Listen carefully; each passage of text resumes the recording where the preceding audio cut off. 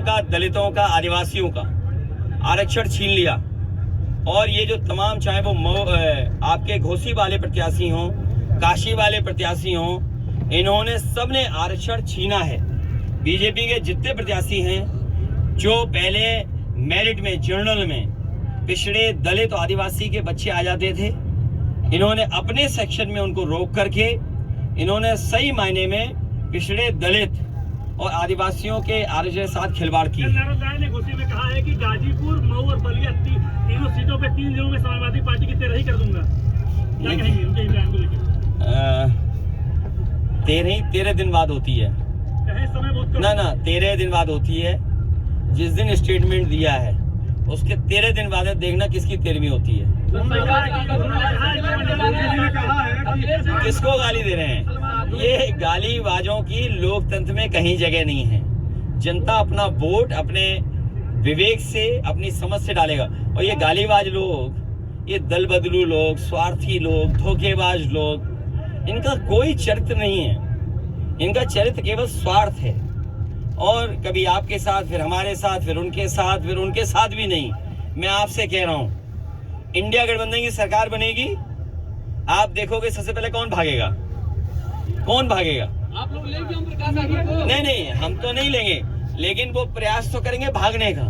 ये स्वार्थी लोग हैं। इस बार जनता ने मन बना लिया है, कैसे कोई भी स्वार्थी लोगों को मौका नहीं मिलने जा रहा। योगी जी कह रहे हैं कि आरक्षण समाप्त करने वाला है और धर्म के आधार पे मुस्लिमों को देगा।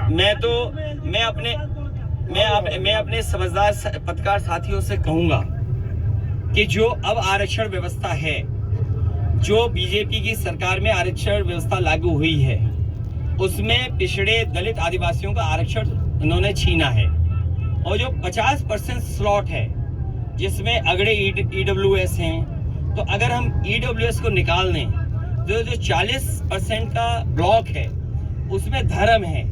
तो आप सोचिए, अगर 40% जो ऊपर वाला आरक्षण है, अगर पहले वाली आरक्षण व्यवस्था होती तो इसमें पिछड़े, दलित और आदिवासियों के बच्चे भी आते।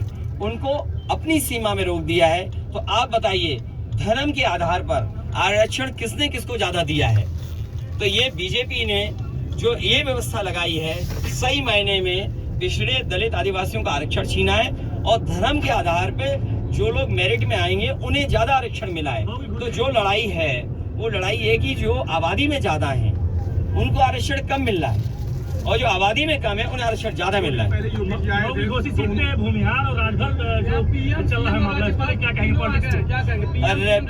इन पीएम, सीएम, राज्यपाल, मंत्री और कई उपमंत्री, गृह मंत्री और बिजली मंत्री, तमाम मंत्री हैं। अच्छा, बिजली मंत्री से पूछो, पूरा प्रदेश अंधेरे में है। अरे सुनिए, पूरा प्रदेश अंधेरे में है। और मैं आपको बता के जा रहा हूँ, क्योंकि ये चुनाव इन्होंने गर्मी में कराया। गर्मी में प्रेस को परेशान किया, हमें किया, जनता को किया। गर्मी की वजह से भी हारने जा रहे हैं। इनकी जो अहंकार की गर्मी है, ये अहंकार का जो बुखार है, इस बार जनता अपने वोट से उतार देगी। 2 दिन पहले योगी जी आए थे, उन्होंने मन से कहा कि जनता डरो मत, माफिया मिट्टी में मिल चुके हैं। देखिए, अभी सोनभद्र के मेरे अपने पत्रकार साथी, सोनभद्र की मीटिंग के बारे में आप पता कर लो, वहाँ का वीडियो मंगा लो, फोटो मंगवा लो। सब माफिया उत्तर प्रदेश के उनके मंच पे थे। और सुनने में तो आ रहा है कि सब माफियाओं को बनारस, काशी लोकसभा में जिम्मेदारी दी गई है कि जाइए वोट बटोरिए, कुछ बांटिए, फिर वोट बटोरिए। आपको सब पता है। मैं फिर कहता हूं कि सरकार को एक लंबी सूची जारी करनी चाहिए माफियाओं की।